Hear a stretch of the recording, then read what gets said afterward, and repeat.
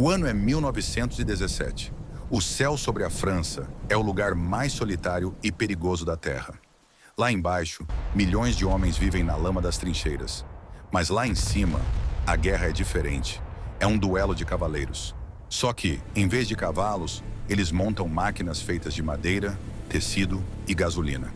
A regra número 1 para um piloto sobreviver nessa época era simples: esconda-se. Você pintava seu avião de cinza, verde ou marrom. Você se camuflava nas nuvens. Se o inimigo não te vê, ele não te mata. Mas havia um homem que achava isso covardia. Ele não queria se esconder. Ele queria ser visto. Ele pintou seu avião inteiro de um vermelho vivo, brilhante, a cor de sangue fresco. Quando os pilotos inimigos viam aquele ponto vermelho rasgando as nuvens, o rádio ficava em silêncio.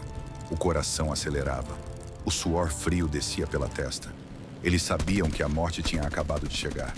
Eles estavam na mira de Manfred von Richthofen, o Barão Vermelho, o homem que transformou o céu num matadouro e se tornou a maior lenda da aviação de todos os tempos. Para entender a lenda, você precisa entender o homem. Manfred não nasceu pilotando. Ele era um nobre, um barão. Ele começou a guerra montado num cavalo, liderando a cavalaria, como nos livros antigos. Mas a Primeira Guerra Mundial não foi uma guerra de heróis. Foi uma guerra de máquinas, metralhadoras, arame farpado, lama. Os cavalos se tornaram inúteis. Manfred foi mandado para a retaguarda para fazer trabalhos burocráticos. Imagine um leão preso numa jaula. Era assim que ele se sentia. Entediado, ele escreveu uma carta para o seu comandante que mudaria a história. Ele disse: "Meu general, eu não vim para a guerra para coletar queijo e ovos. Eu vim para caçar." Ele pediu transferência para a Força Aérea. Mas aqui está o detalhe que ninguém conta. No primeiro voo dele, ele foi um desastre. Ele enjoou, ficou tonto e quase bateu o avião no pouso. Ele não era um piloto natural, mas ele tinha algo que os outros não tinham: instinto assassino. Ele não olhava para o céu e via aviões. Ele via presas.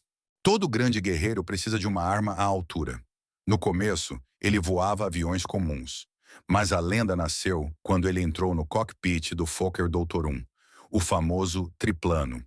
A maioria dos aviões tinha 2 asas. O dele tinha 3, empilhadas como uma escada. Parecia estranho. Parecia uma caixa voadora. Mas aquilo subia como um foguete. Manfred descobriu que, com aquele avião, ele podia fazer curvas fechadas que desafiavam a física. A tática dele era simples e brutal. Ele subia muito alto e ficava esperando, escondido no brilho forte do sol. O inimigo olhava para cima e ficava cego pela luz. Nesse momento, o barão mergulhava, como um falcão caindo sobre um coelho. Antes que o piloto inglês ou francês percebesse o que estava acontecendo, o avião vermelho já estava nas costas dele. O som das metralhadoras Spandau rasgando o tecido, o cheiro de óleo queimado e o avião inimigo caindo em espiral, deixando um rastro de fumaça preta. Manfred não apenas vencia, ele colecionava vitórias. Para cada avião que derrubava, ele mandava fazer um pequeno copo de prata com a data da morte. Ele tinha uma estante cheia deles. Mas Manfred sabia que o medo era uma arma mais forte que a bala. Ele criou uma unidade de elite, o Esquadrão Jasta 11, e ele teve uma ideia que parecia loucura. Ele disse aos seus homens: "Pintem seus aviões, sejam visíveis." E eles pintaram. Amarelo, roxo, verde, xadrez preto e branco. Quando aquele esquadrão decolava, o céu ficava colorido. Os ingleses olhavam aquilo e apelidaram de o Circo Voador. Mas não era brincadeira. Era terror psicológico. Quando um piloto aliado via aquele carnaval de cores se aproximando, ele sabia que estava enfrentando a elite da Alemanha. O pânico fazia os novatos cometerem erros. E o barão, sempre no avião vermelho na frente de todos, aproveitava esses erros. Ele era frio, calculista. Ele ensinava seus alunos: "Mire no piloto, não na máquina. Se você matar o homem, a máquina cai sozinha." Mas a guerra cobra um preço, até dos lendas. Em julho de 1917, uma bala de raspão atingiu a cabeça do barão. Ele conseguiu pousar, cego temporariamente e coberto de sangue. Ele sobreviveu, mas nunca mais foi o mesmo. A ferida nunca cicatrizou direito. Ele tinha dores de cabeça constantes, ficava enjoado, irritado. Os generais alemães imploraram. Manfred, aposente-se. Você é um herói nacional. Se você morrer, a moral da Alemanha morre junto.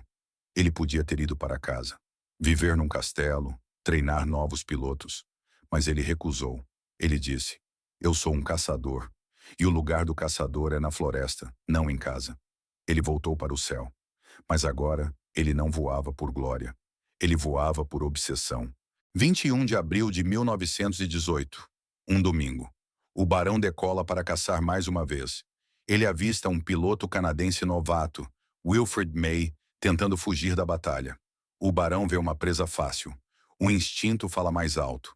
Ele começa a perseguir o novato. Mas Manfred cometeu um erro fatal. Um erro que ele sempre disse para nunca cometerem. Ele ficou tão focado na perseguição que esqueceu de olhar ao redor. Ele desceu demais. Ele entrou na zona de perigo, perto do chão. Atrás dele, outro piloto canadense, Roy Brown, mergulhou para tentar salvar o amigo. E lá embaixo, nas trincheiras, soldados australianos apontaram suas metralhadoras para o céu e abriram fogo contra o avião vermelho que passava abaixo. Foi o caos. Balas voando de todos os lados. De repente, uma única bala. Calibre .303. Ela entrou pelo lado direito do peito e acertou o coração. O Barão Vermelho, o terror dos céus, morreu em segundos. Seu triplano pousou suavemente num campo de beterrabas, como se ele estivesse apenas estacionando. Quando os soldados aliados correram até o avião, encontraram o corpo. Eles não comemoraram. Havia um silêncio respeitoso. Aquele era o inimigo mais mortal da guerra, com 80 abates confirmados. Mas ele era um guerreiro. Os britânicos fizeram algo impensável hoje em dia. Eles deram a ele um funeral militar completo, com honras. Um avião inglês voou sobre a base alemã e jogou uma coroa de flores com uma mensagem: para o nosso valente e digno inimigo. Manfred von Richthofen viveu rápido e morreu jovem, aos 25 anos. Ele provou que na guerra a tecnologia importa, mas a atitude é o que cria lendas. Ele pintou um alvo nas costas e desafiou o mundo a derrubá-lo. Mas o Barão Vermelho pilotava uma máquina perfeita no auge de sua saúde. O que acontece quando o maior inimigo de um general não é o exército oponente, mas o seu próprio corpo? No próximo vídeo, vamos viajar 800 anos no passado, para as areias escaldantes do deserto. Imagine um rei de apenas 16 anos. Ele está apodrecendo vivo, com o corpo devorado pela lepra, incapaz de sentir a própria espada na mão. Ele tem apenas alguns cavaleiros, e contra ele marcha o maior sultão da história, Saladino com 30.000 homens. Parecia impossível, mas o que aconteceu naquele dia fez o mundo inteiro se ajoelhar.